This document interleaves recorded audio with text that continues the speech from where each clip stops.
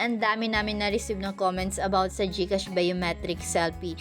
And isa na dyan yung sinabi ni Elizabeth. Sabi niya dito, yung sa face scan failed. Well lit naman background, maliwanag sa malinaw, pero nag-fail pa rin. Help po please. And yung sabi naman ni Angelica, ayaw po tanggapin ang face ko. Paano yun? And madami po pong iba. Hindi na po natin may isa-isa. Okay, today ibibigay natin yung mga dahilan kung bakit nga ba hindi tinatanggap yung biometric selfie nyo. And ano ba yung mga dapat natin gawin para naman tanggapin na yan and ma-open na natin yung ating GCash account. Okay, let's start. Isa sa mga dahilan kung bakit hindi nga tinatanggap yung ating selfie ay dahil sa ating kalidad ng network. So make sure na tama yung connection nyo or stable yung ating internet connection para naman bilis ma-upload yung ating biometric data. Kapag kasi mabagal yan, nakaka-apekto talaga yan sa pag-upload ng biometric data.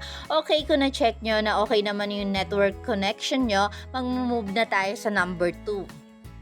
Sa number 2, maaring merong pagbabago sa inyong mukha. So, tingnan nyo mabuti kung meron bang malaking pagbabago sa mukha nyo, kung nagkaroon ba kayo ng mga buhok sa mukha or halimbawa taghihawat.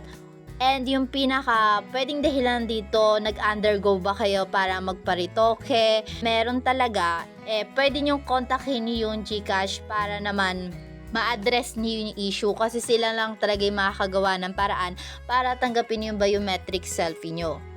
Sila kasi yung makakapagbigay ng proseso o mga hakbang na maaari nilang ipatupad para ma-validate ulit yung inyong biometric data.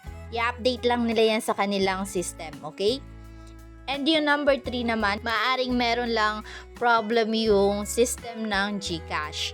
And sa ganitong pagkakataon, wala tayong pwedeng gawin kundi maghintay lang ng update nila or pwede rin naman natin itry sa ibang oras or ibang araw kung kailan okay na ulit yung system ng GCash.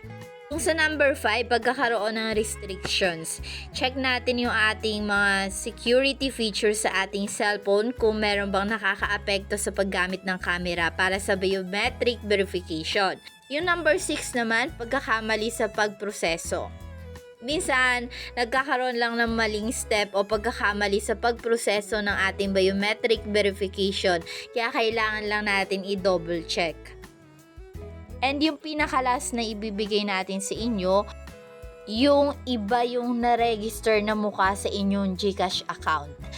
Alam nyo, kapag meron kasing ibang mukha na na-register sa inyong GCash account kaysa sa inyong actual na mukha, hindi talaga tatanggapin ang inyong biometric selfie.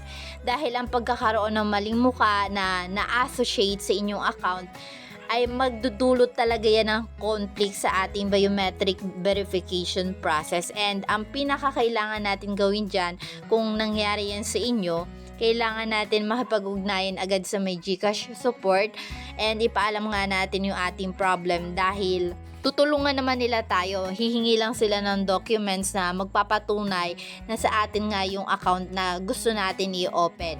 Siyempre, para ma-validate ulit yung ating mukha na dapat talagang i-associate sa ating GCash account. Okay, hanggang dito na lang ang video natin for today.